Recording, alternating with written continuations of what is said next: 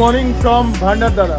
গতকাল রাত্রিবেলা আমরা ভান্ডারদারা এসে পৌঁছেছিলাম। ভান্ডারদারা হচ্ছে মহারাষ্ট্রের আহমদনগর ডিস্ট্রিক্টের একটা খুবই পপুলার হিল স্টেশন। মানে বুঝতে পারছো, এর পাশে পাহাড় থাকবে। এদিকে অন্তত তোমরা দেখতে পাচ্ছ, এদিকে ঘুরিয়ে আমি তোমাদের দেখাচ্ছি। এই হচ্ছে ভান্ডারদারার ভিউ। এই যে এরকম পাহাড় দেখা যাচ্ছে, জাস্ট দেখতে পাচ্ছ, ঠিক এরকম পাহাড়। আর সামনে কিন্তু ভান্ডারদারা ড্যামও রয়েছে, আমরা ড্যামের দিকে যাব। বলতে পারো ভান্ডারদারা এটা মেন চক। এই মেন চকের উপরেই রয়েছে চৈতন্য হোটেল। চৈতন্য হোটেলে আমরা একটা রুম নিয়েছি। গতকাল আমরা এই রুমে ছিলাম, এখান থেকে শিফট করে আজকে এই রুমে এসেছি। এই রুমে আসতে গিয়ে আমাদের একটুখানি লেট হয়ে গেল। এই হচ্ছে রুম রেন্ট নিয়েছে হচ্ছে 1500 টাকা করে। আমাদের এখানে 3 দিন থাকতে হবে। টোটাল আমরা 4700 টাকা পেমেন্ট করেছি, তাই তো?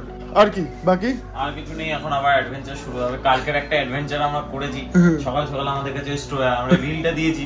রিলটা দেওয়ার পরে সকাল সকাল এতগুলো ফোন এসে খিস্তি গেছি, তারপরেও আমরা শুধরাইনি, আবার যাবো। অ্যাকচুয়ালি গতকালের ব্লগটা যারা দেখেছো তারা নিশ্চয়ই জানো যে আমরা কালু ওয়াটারফল ভিজিট করতে গেছিলাম। আর কালু ওয়াটারফলে এমন সিচুয়েশন হয়েছে যে এত হাওয়া দিয়েছে, ওখানে আমরা ড্রোন শট নিতে পারিনি। কিন্তু একজন গাইড ছিল, গাইড ভাই আমাদের বলেছে যে কালু ওয়াটারফলটা ড্রোন ছাড়াও যে কিরমভাবে দেখা যাবে। তো আমরা জাস্ট একটু রিস্ক নিয়ে উঁকি মেরে দেখেছি। তো সকালবেলা বাড়ি থেকে ফোন এসে গেছে, রিলটা যেই আপলোড হয়েছে আর বাড়ি থেকে ফোন এসে গেছে, মোটামুটি গালাগালি এত বড় ঢুকে এত কিস্তি বেড়েছে সবাই মিলে, আর যাবি না, খুব দুঃসাহস। আর কিছু করার নেই, পালাও। তাহলে কালু ওয়াটারফল 1200 ফুট উপর থেকে নিচে পড়ছে একদম, মানে পুরো আমরা 1200 ফুটটাই নিচে, উপর থেকে নিচে দেখেছি। এত পুরো ডিপটা দেখতে পাচ্ছি একদম। জাস্ট এই এটা পুরো একদম লাস্ট অবধি যাচ্ছে, এত ডিপ। যারা এই ব্লগটা এখন অবধি দেখোনি একবার দেখে নিও, দুর্ধর্ষ একটা ব্লগ ছিল। আর আজকে আমরা ভান্ডারদারা এক্সপ্লোর করবো, ভান্ডারদারায় কী কী রয়েছে সব কিছু তোমাদের সাথে শেয়ার করবো, সব কিছু তোমাদের দেখাবো। তার আগে আমরা নিচে বেরোই, আগে কিছু খাওয়া দাওয়া করতে হবে। ব্রেকফাস্ট কাম লাঞ্চ চলবে এখন আমাদের। তারপরে আস্তে আস্তে আমরা এগোবো আজকে ট্রিপের দিকে। কি হবে সমস্ত কিছু তোমাদের সাথে শেয়ার করবো। তো আমরা জাস্ট আমাদের হোটেল থেকে বেরিয়েছি, সামনে একটা খাবার দোকান দেখতে পেয়েছি, এখান দিয়ে খাবার অর্ডার করেছে। এটা হচ্ছে আমাদের চিকেন নুডলস এখানে রেডি হয়েছে।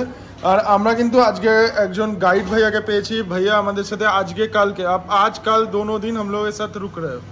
मतलब आपका नाम क्या है? सचिन लोटे भैया আমাদের সাথে থাকবে। আর এদিকে দেখতে পাচ্ছ ভান্ডারদারার সমস্ত টুরিস্ট স্পট, এগুলো আমাদের মোটামুটি ঘুরিয়ে দেখাবে সচিন ভাইয়া। তো আপাতত এখান দিয়ে খাবো, তারপরে বেরোবো একসাথে। সচিন ভাইয়া কিন্তু আমাদের বাইকেই যাবে, 4 হুইলার রয়েছে নিজের, কিন্তু আমরা যাবো হচ্ছে আমাদের বাইকে। এর সামনে তোমরা যেটা দেখতে পাচ্ছ এটাই হচ্ছে আমাদের হোটেল। গতকাল রাত্রিবেলা আমরা প্রায় 9:30 নাগাদ এখানে এসে পৌঁছেছিলাম। বৃষ্টিতে ভিজেই গেছিলাম প্রায়। তারপরে রুম একটা নিয়েছি এখানে, জাস্ট ফার্স্ট ফ্লোরে আমাদের রুম রয়েছে। আর এই নিচে এখানটায় আমরা বাইক পার্ক করে রেখেছি। আর আজকে সকালবেলা ঠিক বলবো না, এখন অনেকটাই লেট হয়ে গেছে, প্রায় 12টা 12:30 বাজে। তো আমরা এই সময় বেরোচ্ছি ভান্ডারদারা এক্সপ্লোর করার জন্য। আজকে আমার মোটো ব্লগিংয়ের ভয়েসটা একটু অন্যরকম লাগতে পারে, তার কারণ হচ্ছে গতকালই আমার গোপ্রোতে জল ঢুকে গেছিলো। গোপ্রোতে ঠিক বলবো না, আমার গোপ্রোর যে অ্যাডাপ্টার রয়েছে বা কোথায় জল ঢুকেছে এখন অব্দি আমি শিওরলি নিজেও বলতে পারবো না, তার কারণ আমি চেক করিনি। জাস্ট বেরিয়েছি, বেরোনোর পরে দেখছি জল ঢুকে গেছে। অলরেডি আমি যখন কলকাতা থেকে মুম্বাই আসছিলাম তখন আমার গোপ্রো একটা অ্যাডাপ্টার খারাপ হয়ে গেছে, তার মধ্যে জল ঢুকে গেছিলো। তো আমার প্রত্যেকটা ইকুইপমেন্টসেরই ব্যাকআপ থাকে, তো গোপ্রো অ্যাডাপ্টারেরও একটা ব্যাকআপ ছিল। কিন্তু দুঃখের বিষয় হচ্ছে সেটাতেও গতকাল জল ঢুকে গেছে।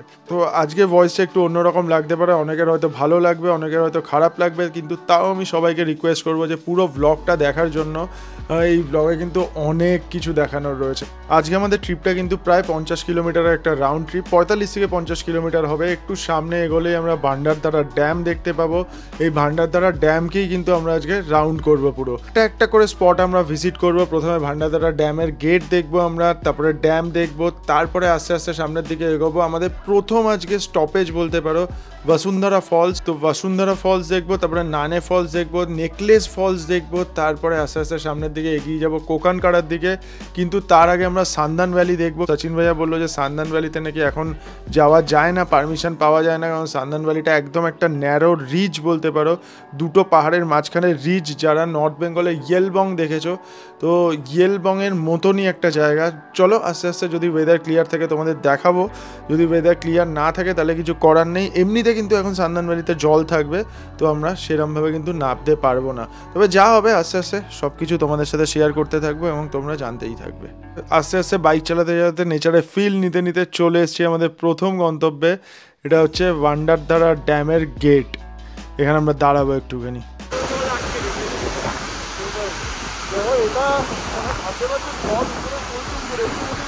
দেখাই যাবে তোমরা বুঝতে পারবে, উপরে জল পুরো টুলটুম্বুর অবস্থায় রয়েছে একদম এই দেখো, আর নিচে যা সেখান থেকে জলটা বেরোচ্ছে।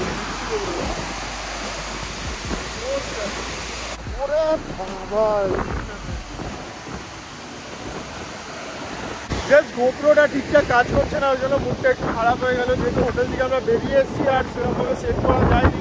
তো ঠিক আছে, ম্যানেজ করে নিও একটুখানি, জাস্ট ভিউগুলো দেখ। ড্যাম পেরিয়ে ডান দিকে উপরে উঠেই আমরা চেকপোস্ট পেয়েছিলাম, ওখানে আমরা এন্ট্রি করে নিয়েছি। বাইকের জন্য 50 টাকা লেগেছে, 25 টাকা দুটো বাইক, আর পার পার্সন লেগেছে 30-60 টাকা। টোটাল আমাদের 110 টাকা লেগেছে দুজনের জন্য আর দুটো বাইকের জন্য। পুরো ভান্ডারদারা ড্যাম, ড্যামটা মাঝখানে কিছু আইল্যান্ডে রয়েছে, একদম এখান থেকে রাউন্ড করে ড্যাম এদিকে চলে গেছে। ये कौन सा नदी से आता है डैम? ये प्रवरा नदी, ये जो आगे हम जा रहे हैं उधर भगवान शिव जी का मंदिर है, 12 साल पुराना। वो ये नदी का उगम वहाँ से स्टार्ट होता है, प्रवरा नदी। ये जो प्रवरा नदी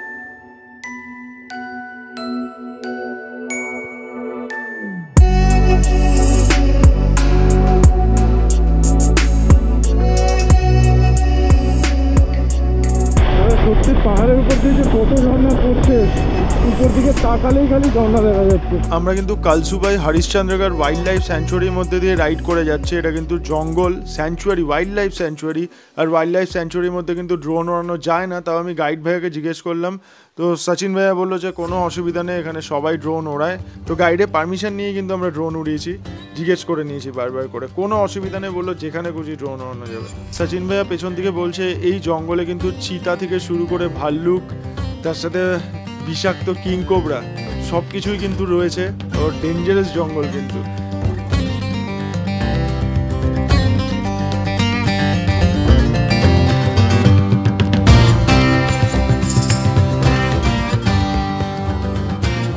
দুপুর 2:42 আমরা চলেছি বসুন্ধরা ফলসের পার্কিংয়ে। এখানে দেখতে পাচ্ছ বসুন্ধরা ফলস, 650 মিটার। এই যে নদীটা দেখা যাচ্ছে এটা মনে হচ্ছে বসুন্ধরা ফলস থেকেই আসছে। এই হচ্ছে আপাতত এখানকার ভিউ। দেখতে পাচ্ছ গাড়িগুলো সব এখানে ব্রিজের উপর পার্ক করে রেখে দিয়েছে, আর সবাই কিন্তু এদিকে সামনের দিকে এগিয়ে গেছে। বৃষ্টি পড়ছে টাপুর টুপুর, আর তার মধ্যে বসুন্ধরা ফলস। এই যে সচিন মানে ভাইয়া আজকে আমাদের হিরো, ব্লগের হিরো বলতে পারো সচিন মানে ভাইয়া।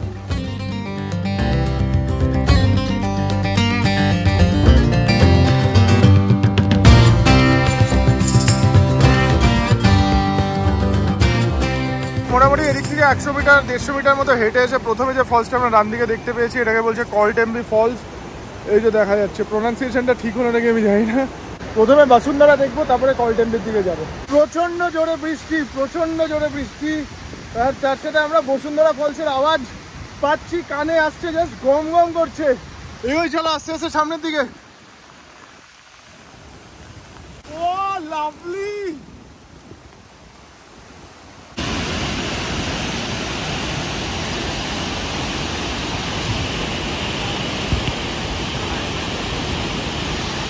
ভান্ডারধারার অন্যতম সুন্দর লোকেশন বসুন্ধরা ফলস।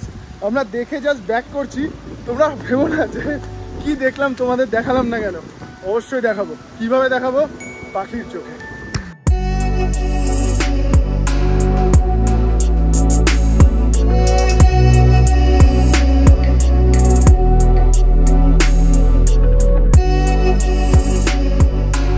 भैया क्या चीज दिखाया, थैंक यू सो मच, बहुत अच्छा था। কোলটেম্বে ফলস এখানে দেখা যাচ্ছে। কোলটেম্বে ফলস যদিও আমরা উপর থেকে দেখে নিয়েছি, আমাদের মেন আজকের টার্গেট হচ্ছে কোকানকাড়া আর সন্দান ভ্যালি। ছোট্ট নালাটা দেখা যাচ্ছে, এটা কিন্তু কোলটেম্বে আর বসুন্ধরা দুটো ফলসের জলই রয়েছে এর মধ্যে। এক এক সময় এই ওয়াটারফল দুটোতে এত জল থাকে যে এই ব্রিজের তলা দিয়ে, মানে ব্রিজের টাচ করে যায় জল, এত জল থাকে। এটা আমাদের গাইড ভাইয়া বললো। এখন বাজে হচ্ছে 3:53, আর আমরা বসুন্ধরা ফলস ভিজিট করে বসুন্ধরা ফলসের পার্কিং থেকে চাটা খেয়ে সামনের দিকে এগোচ্ছি। এবার আমাদের গন্তব্য হচ্ছে নানে waterfalls. Just 2-3 minute bike ride করে আমরা কিন্তু নানে ওয়াটারফলসে পৌঁছে যাবো, একদম রাস্তা দিকেই দেখা যাবে। আর জাস্ট সামনে যেতে যেতে হয়তো কথা বলতে বলতেই নানে ওয়াটারফলস পৌঁছে যাবো। এই তো বলতে বলতে নানে ওয়াটারফলস পৌঁছে গেছি। এই সামনে এটা দেখা যাচ্ছে, এটা হচ্ছে নানে ওয়াটারফলস বলছে, নানে ফলস, নানি ফলস, এরকম সুন্দর। নানে ওয়াটারফলসে আমরা বেশিক্ষণ দাঁড়াবো না, আমরা সামনের দিকে এগোবো, কারণ আমাদের মেন ডেস্টিনেশন হচ্ছে সান্দান ভ্যালি আর কোকানকাড়া, এই দুটো আমরা আজকে ভিজিট করবো। তো নানেটা বেশিক্ষণ দাঁড়াবো না। নানে ওয়াটারফলস দিয়ে কিছু দূর এগোনোর পরে কিন্তু বাসাইডের নেকলেস ওয়াটারফল দেখা যাবে, সেটাও আমরা ভিজিট করব। নেকলেস ওয়াটারফল থেকে আমরা সামনের দিকে যাব মন্দিরে, ওখানে একটা শিব মন্দির রয়েছে, অমৃতেশ্বর টেম্পল আমরা ভিজিট করবো। আর তারপরে আবার সামনের দিকে এগোবো সান্দান ভ্যালির দিকে। এখান থেকে আমরা একটা ভিউ পাচ্ছি, সেটা হচ্ছে নেকলেস ওয়াটারফলের ভিউ। নেকলেস ওয়াটারফলটাকে ঠিক এরকম লাগছে, ওয়েদারটা বেশ ফগি হয়ে আছে। জাস্ট ভিউটা দেখো, একটু জুম করলে আরো ভালো বুঝতে পারবে, স্ক্রিনটা মুছি। এই হচ্ছে নেকলেস ওয়াটারফলের খুব সুন্দর একটা ভিউ।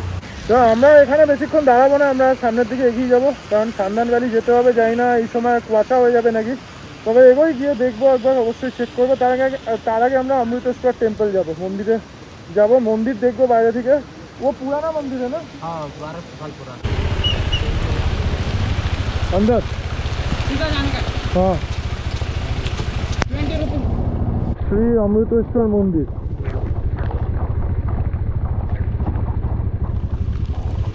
इधर ही बाइक रखेंगे ना? ওয়েস্টার্ন ঘাট পর্বতের মাঝখানে দেখো চারপাশে ওয়েস্টার্ন ঘাট দিয়ে ঘেরা একটা ভ্যালি মতো জায়গা রয়েছে। এখানে কিন্তু অমৃতেশ্বর টেম্পল তৈরি হয়েছে। এই টেম্পলটা 1200 থেকে 1300 শতকে কোনো একটা সময় তৈরি হয়েছে। আর্কিটেকচার গুলো দেখো, ভগবান ভোলেনাথের মন্দির, দুখানা নন্দী আছে দেখতে পাচ্ছি, একটা ডান দিকে মুখ করে রয়েছে আর একটা সামনের দিকে। আচ্ছা, প্রওয়ারা নদী এর ঠিক এর পেছন দিয়ে স্টার্ট হচ্ছে বলছে, मतलब ऊपर से आता है पानी? ऊपर से आता है, রতনগড় থেকে পানি আসছে, জল আসছে বলছে, প্রভারা নদী এখান দিয়ে স্টার্ট হচ্ছে। সেরকম বৃষ্টি পড়ছে, বুঝতে পারছো। অমৃতেশ্বর টেম্পল থেকে বেরিয়েছি আমরা। এই টেম্পলে ঢুকতে কিন্তু মানে বাইক পার্কিংয়ের জন্য 20 টাকা করে পার বাইক নেয় এরা। তো সচিন ভাইয়া বলছে যে এখানে একটা মেলা হয়, এই মেলার জন্যই চাঁদাটা মেনলি নেয় ওরা, 20 টাকা পার বাইক। অমৃতেশ্বর টেম্পল থেকে বেরিয়েই জাস্ট বাস সাইডে তোমরা দেখতে পাচ্ছ এই নদীটা হচ্ছে প্রভারা নদী। আর পেছন দিকে যে পাহাড়টা দেখা যাচ্ছে ওটা হচ্ছে রতনগড়। ওখানে কিন্তু ফোর্ট রয়েছে এবং আমার মনে হচ্ছে, আমি যদি খুব ভুল না করি, ওই পাহাড়ের টপে কিন্তু ফোর্টের কিছুটা অংশ দেখা যাচ্ছে, অল্প একটু হলেও দেখা যাচ্ছে অংশ।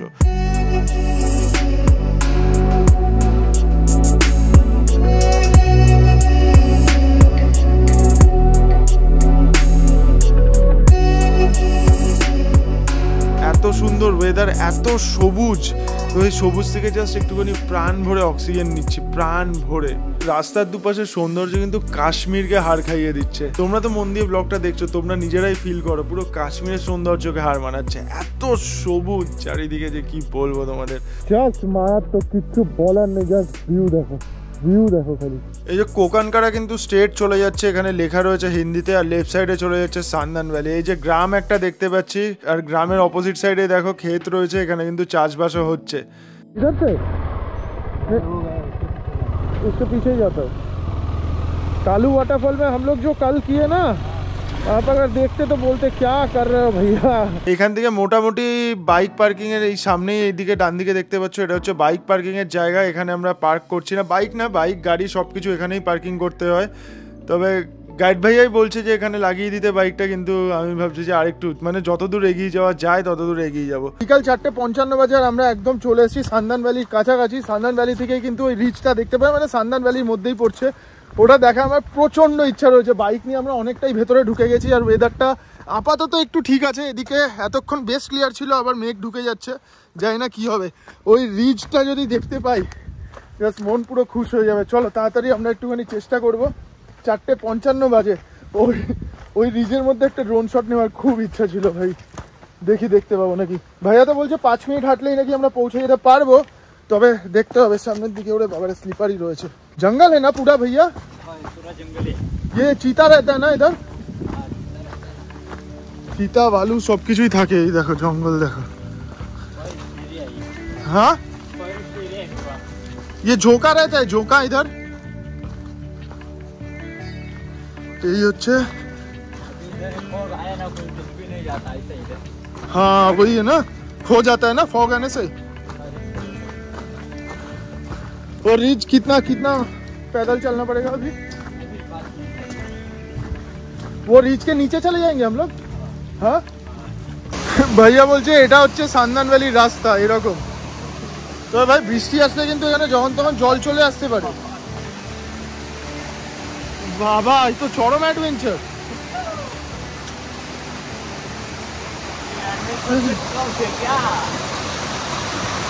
চল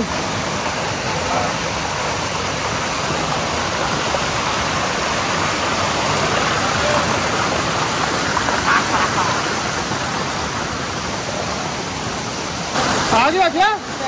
हाँ? चल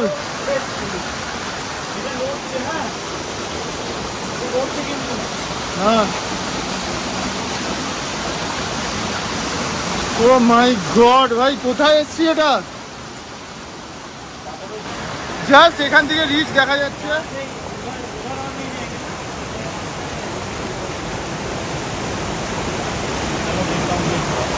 এই যে রিচটা জাস্ট এখান দিয়ে দেখা যাচ্ছে। আমাদের ওই রিচের ভেতরেই ঢোকার কথা ছিল, তুমি যেতে পারবো ভাই? দাঁড়া ভাইয়াকে যেতে দে ভাই, এখান থেকে জল আসতে পারে কিন্তু খুব সাবধান।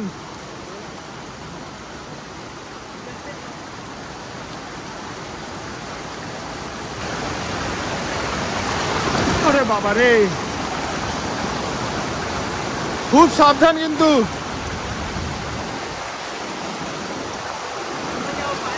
এই যখন তখন জল বেড়ে যেতে পারে এখানে, এদিকে যাস না।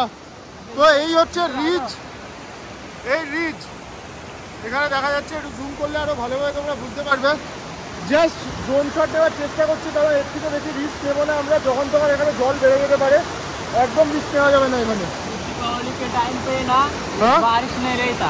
क्या दीपावली के टाइम पे ना ये बारिश नहीं रहता ना, लोग अंदर जाते। দেখো কোন জায়গায় বসে আমরা ড্রোন শট নেওয়ার চেষ্টা করছি। দেখো জাস্ট এরকম একটা জায়গা, এখান থেকে যখন তখন কিন্তু জল বাড়তে পারে। আর এদিকে সান্দান ভ্যালি এটাকে বলছে, এখানে কিন্তু রিজ রয়েছে, দুটো পাহাড়ের খাঁজ, একদম স্ট্রেট 4 কিলোমিটার চলে গেছে। 4 কিলোমিটার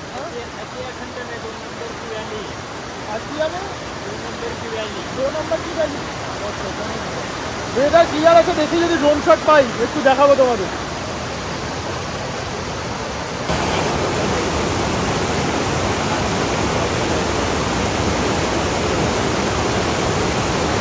सांदन वैली नर दीपावली के टाइम पे ट्रैक करते हैं उसमें। अब ये बारिश का मौसम में ना वो कैसा फिसलने का डर रहता है, इस टाइम कोई ट्रैक नहीं करता और आना भी थोड़ा खतरा रहता है। कभी भी पानी बढ़ सकता है ना, कभी भी बारिश ज्यादा आती है, फॉग आता है, तो ये झाड़ियों में ना आदमी को रास्ता दिखता नहीं। और वो कपिल वाला क्या बोले थे आप? वो अभी कहीं मैं एक टाइम कपल लेके गया था, तो वो कैसा अचानक बारिश आ गया था, वो लोग सुन भी नहीं रहे थे। अचानक बारिश आ गया था, तो फिर वो दिक्कत हो गया। हाँ वो दिक्कत हो गया था आने में। ऐसे समझ गया।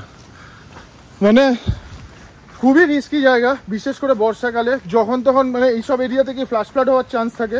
মেঘ ভেঙে বৃষ্টি পড়লো, বা অনেক সময় কি হয় পাথরের খাজে না বৃষ্টির জল অনেকটা একসাথে আটকে থাকে, পাথরটা হুট করে যদি সরে যায় এইসব নালাগুলো নদীগুলোতে হু হু করে জল চলে আসে। তো সান্দান ভ্যালি যেরকম জায়গা ভাই, 4 কিলোমিটার সোজা চলে গেছে একদম দুটো পাহাড়ের মাঝখানে রিজ।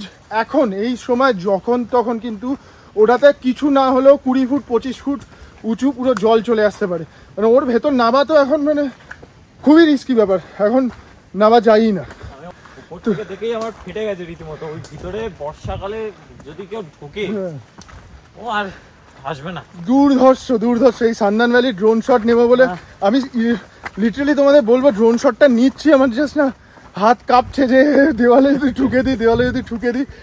তারপরে হিমাদ্রি ড্রোন বলে কথা, নিজের হলে আমি না আরো স্পিডে ঢোকাতাম, কিন্তু যেহেতু হিমাদ্রি ড্রোন ওই জন্য আমার হাত কাঁপছে। আমি দেখতে পাচ্ছি যে আমার জীবনে এরকম হয় না। সেন্সর রয়েছে, ঠিকই দেবে। তো এই হলো ব্যাপার। আজকে যেমন একটা বেঁচে গেল। তো যা না উপর থেকে জল পড়ছে, ওয়াটারফল রয়েছে পরপর উপর থেকে জল পড়ছে, ড্রোনের উপরে যদি পড়ে যখন তখন যা খুশি হতে পারে। চলে এসছি আবার আমরা বাইকের কাছে। তবে ভান্ডারদারায় আসার এটাই ইচ্ছা ছিল যে সেই সান্দান ভ্যালির একটা সুন্দর ড্রোন শট নেব। তো সেটা হয়তো নিচ থেকে নিলে উপরের দিকে আরও ভালো লাগতো, কিন্তু যা নিয়েছি তাই হয়তো তোমাদের ভালো লাগবে। চলো দেখে নিই। তার সাথে রিভার্স ওয়াটারফলও কিন্তু রয়েছে, দুটো একসাথে দেখো।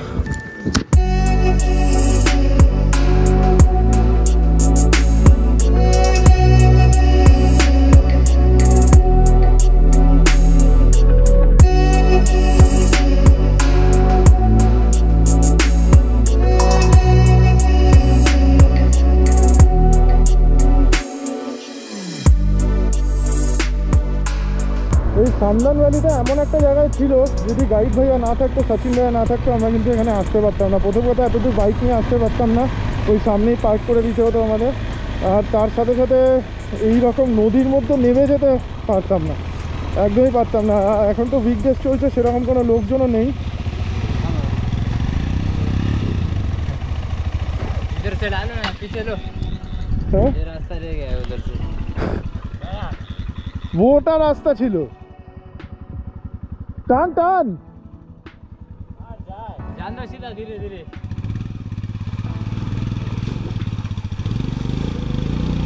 সাবাস। হ্যাঁ, আর সান্দান ভ্যালির সব থেকে বড় প্রবলেম হচ্ছে যে এখানে বর্ষাকালে প্রচণ্ড কুয়াশা থাকে, প্রচণ্ড ফগ থাকে, একদম মেঘ ঢুকে যায় ভেতরে। তো যখন তখন কিন্তু মানুষজন এই সান্দান ভ্যালিতে হারিয়ে যেতে পারে। ইভেন গাইডরা, মানে পেছনে সচিন ভাইয়া বলছে যে গাইডরাও অনেক সময় রাস্তা খুঁজে পায় না, এত এখানে কুয়াশা হয়ে যায়। আশা করছি তোমাদের আজকে এই ব্লগটা ভালো লাগছে, ভান্ডারদারার টোটাল এই ব্লগটা। আমার তো দুর্ধর্ষ লাগছে জায়গাগুলো, জাস্ট কী বলবো তোমাদের, দুর্ধর্ষ। আর এরপরে আমরা যাবো হচ্ছে এখান থেকে কোকানকাড়া।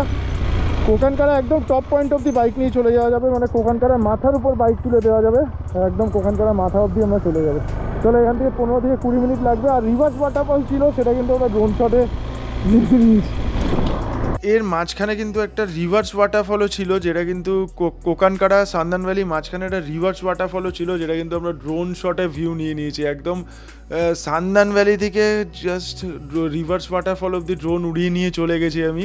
আমাদের গাইড ভাইয়াই বললো ডান দিকে একটু ঘোরাও, ডান দিকে একটুখানি ঘোরাও, তো ওখানে রিভার্স ওয়াটারফল দেখতে পাবে। তো খুব বেশি হাওয়া চলছিল না, ওয়াটারফলটা তোমরা বুঝতে পারবে, কিন্তু রিভার্স যে উপর দিকে উঠে আসছে সেটা কিন্তু বোঝা যায় না, মানে বোঝা যাচ্ছে না। তো যদি খুব জোরে হাওয়া চলতো এখানে, তাহলে উপর দিকে উঠে আসতো। তো ঠিক আছে, তো দুর্ধর্ষ একটা ভিউ পেয়েছি রিভার্স ওয়াটারফলে, সেটা হয়তো তোমরা এনজয় করেছো। সান্দান ভ্যালির অপূর্ব সৌন্দর্য দেখার পরে এখন আমাদের গন্তব্য হচ্ছে কোকানকাড়া। কোকানকাড়ার ডিস্টেন্স এখান থেকে মোটামুটি 4-5 কিলোমিটার মতো হবে, মানে বাইকে ম্যাক্সিমাম হয়তো 10 মিনিট সময় লাগবে। কোকানকাড়াও কিন্তু আমাদের প্ল্যানে ছিল, মানে যখন আমি এই ভান্ডারধারা প্ল্যান করছিলাম কলকাতায় বসে, তখন কিন্তু কোকানকাড়াকেও রেখেছিলাম। কোকানকাড়া হচ্ছে একটা খাড়া পাহাড় বলতে পারো, একটা ক্লিফ বলতে পারো, একটা স্টিপ পুরো উঠে গেছে, সোজা উঠে গেছে। তো চলো আস্তে আস্তে এগোই কোকানকাড়ার দিকে। ওখানে পৌঁছালে যদি ওয়েদার ক্লিয়ার থাকে তাহলে সমস্ত কিছু তোমাদের দেখাতে পারবো। एक खाली इसको कोकनकाड़ा बोलते हैं, ये बहुत बड़ी खाई है, ये खाली थाना जिला और उसमें शाहपुर तालुका आता है, इसलिए खाली ये नीचे का कोकन भाग है, इसलिए इसको कोकनकाड़ा बोलते हैं, घाटघर कोकनकाड़ा।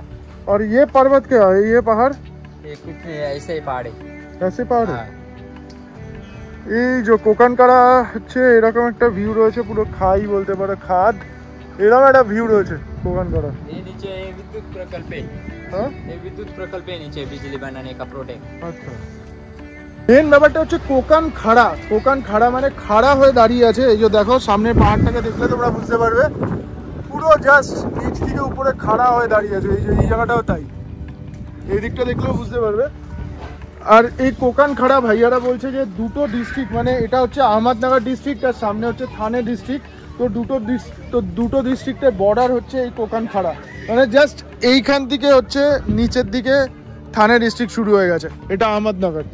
তো একদম বর্ডার এরিয়া এই রিচটা, ওই জন্য কোকানখাড়া বলছে। কোকানখাড়ার উপরে একটা ছোট্ট দোকান রয়েছে, আর এই দোকানের মধ্যেই খালি টাওয়ার পাওয়া যাচ্ছে। এয়ারটেলের টাওয়ার এখানে পাওয়া গেল দেখলাম। আর এখানে আমরা জাস্ট পাকোড়া খেতে এসেছিলাম, কারণ আমাদের আগে কেউ একজন পাকোড়া অর্ডার করেছিল, সে পেয়ে গেছে। আমরা অর্ডার করেছি আর পাইনি, কারণ দোকান জাস্ট বন্ধ হয়ে যাবে এখন। অন্ধকার প্রায় হয়ে যাবে আর 15-20 মিনিট, আধ ঘন্টার মধ্যে ম্যাক্সিমাম। আমরা জাস্ট চা পেয়েছি, চায় চুক্তি।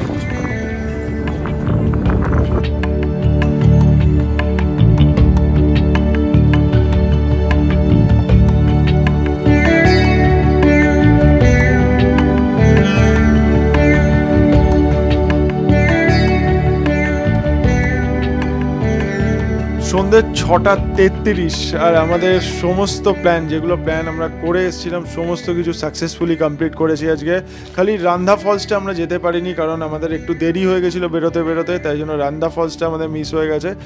ভান্ডারদারা ড্যাম থেকে যে জলটা বেরোচ্ছে, সেই জলটা কিন্তু রান্ধা ফলসে গিয়ে মিশছে। প্রভারা নদীর জল একদম ভান্ডারদারা ড্যাম থেকে বেরিয়ে রান্ধা ফলসে গিয়ে পড়ছে।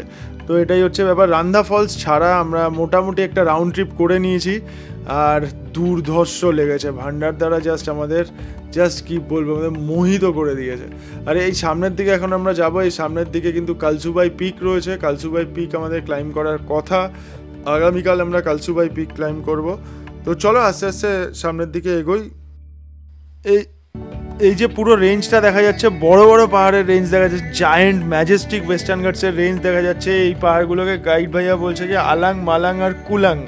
হ্যাঁ, এখানে কিন্তু রক ক্লাইম্বিং কোর্স হয়, এখানে কিন্তু রক ক্লাইম্বিংয়ের ট্রেনিং চলে বলতে পারো। তো এর পেছন দিকেই রয়েছে দেখো মেঘে ঢাকা একটা জায়গা দেখা যাচ্ছে, ওই দিকেই কালসুবাই পিক, মানে মহারাষ্ট্রের মাউন্ট এভারেস্ট বলা হয় কালসুবাই পিককে। কালসুবাই পিক কিন্তু ওইদিকে লুকিয়ে রয়েছে, মেঘে ঢাকা রয়েছে, সমস্ত কিছু দেখা যাচ্ছে বাদিকের পাহাড়গুলো, কিন্তু কালসুবাইটাই দেখা যাচ্ছে না। ঠিক আছে, কালসুবাই পিকে তো আমরা ক্লাইম্ব করব, দেখা যাক। এখন আপাতত দুর্ধর্ষ লাগছে কিন্তু জায়গাটাকে, জাস্ট দুর্ধর্ষ লাগছে। ওই ফগের পেছনে কালসুবাই পিক।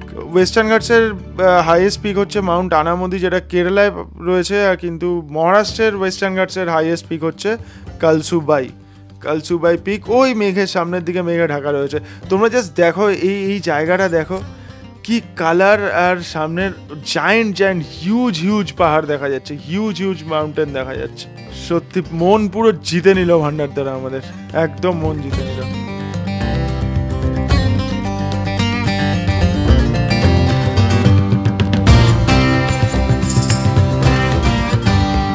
সন্ধ্যেবেলা আজকে খাবারে চলে এসছে আমাদের মিসেল পাও। এটা হচ্ছে মিসেল আর এই হচ্ছে পাও। কি হলো রে, বিষম খাচ্ছিস কেন?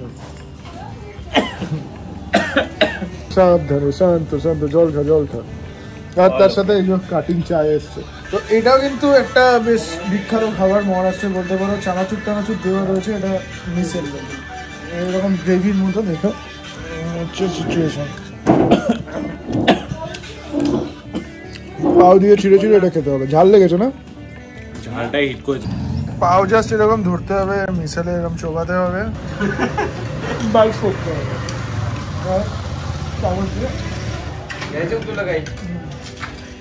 রাত 11:09 বাজে এখন। আর একটু দুঃখের মধ্যে রয়েছি আমি, তার কারণ হচ্ছে আমার গোপ্রোর দুটো অ্যাডাপ্টার ছিল এই ট্রিপে।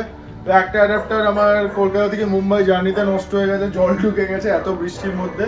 আর আরেকটা অ্যাডাপ্টার আজকে খারাপ হয়ে গেছে।